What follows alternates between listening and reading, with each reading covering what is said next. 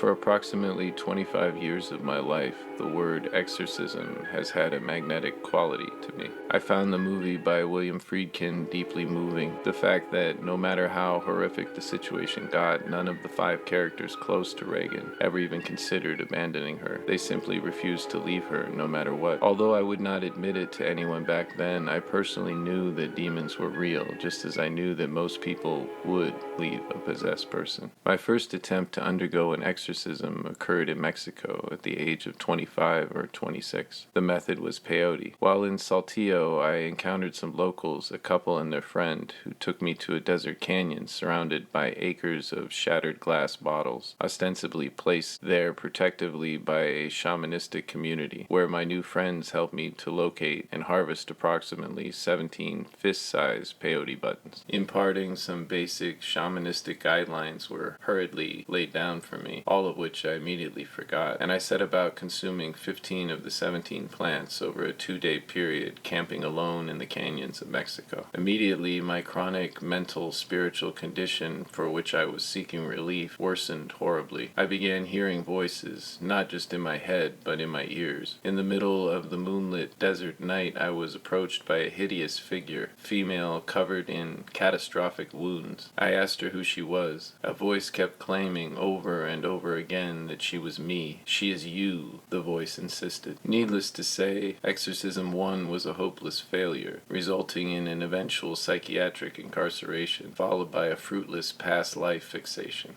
Many years later, I became interested in the research of psychiatrist Jerry Marzinski, who spent 30 years studying schizophrenia, and concluded that the auditory and visual hallucinations of his patients were not coming from within their heads, but from outside of them, with a consistent pattern of encouraging violence, isolation, and suicide. He said that all of the disembodied voices in the heads of his patients said the same thing to their victims. "This voice is coming from inside you. I am you. We are you."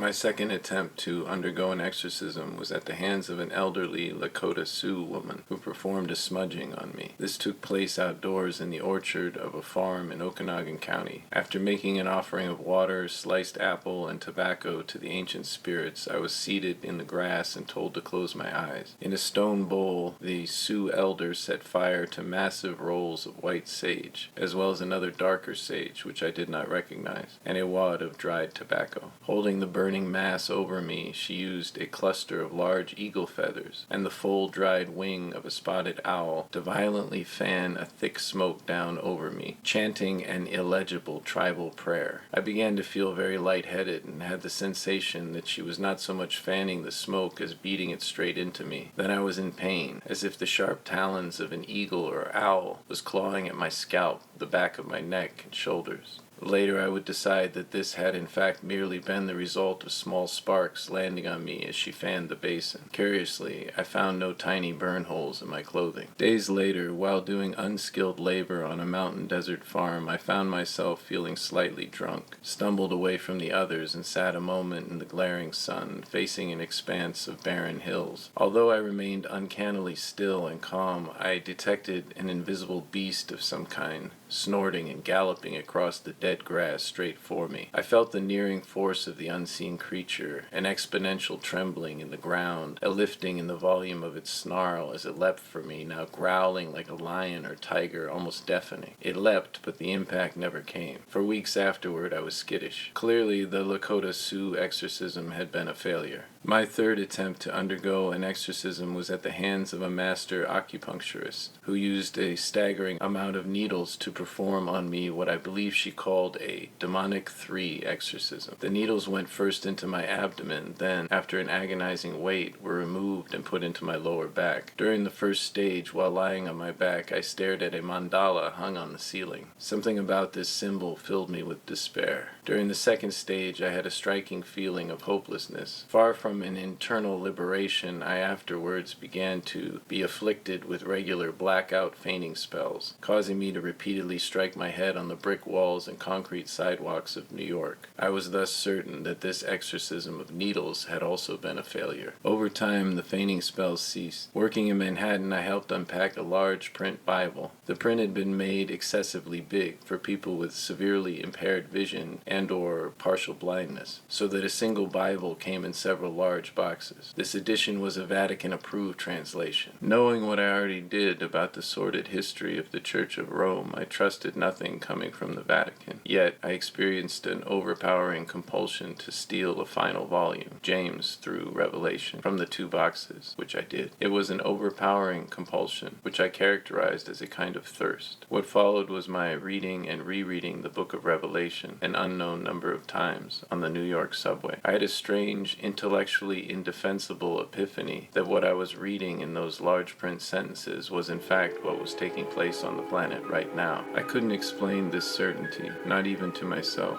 What followed was an accelerating fascination with the Bible, as well as abstract meditations upon Jesus, John the Revelator, Jehu, Elijah, and others. I decided to quit taking psychotropic medications, to deal consciously with my thoughts, wherever that led, instead of merely trying to outrun or subdue them. Eventually, I discovered the work of Jerry Marzinski, which gave me the peace of finally understanding what had happened to me over these long, harrowing decades. This year I was able to let it sink in. I have at last successfully exorcised myself.